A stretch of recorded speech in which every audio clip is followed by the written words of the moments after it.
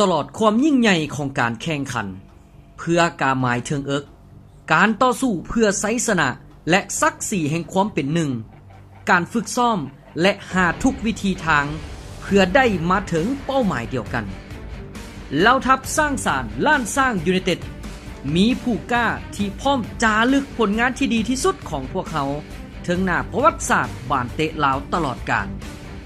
ผลงานผ่านมาของนักกีฬาล้านสร้างตลอดการแข่งขันในระยะห่วมทัพสร้างสรรค์ปี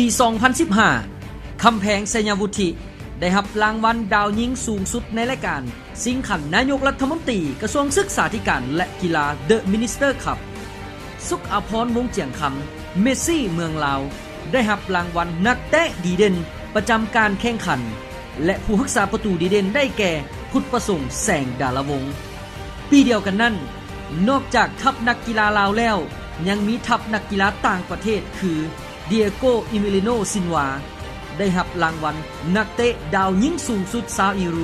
ที่แข่งขันในทวีปอาเซียนรวม20ประตูปี 2016 สุขทวี Best Player of Tournament Toyota Mekong Cup Championship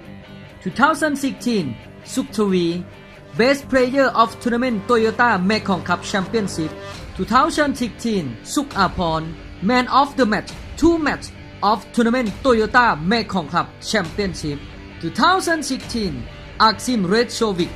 Man of the Match of Tournament Toyota Mekong Cup Championship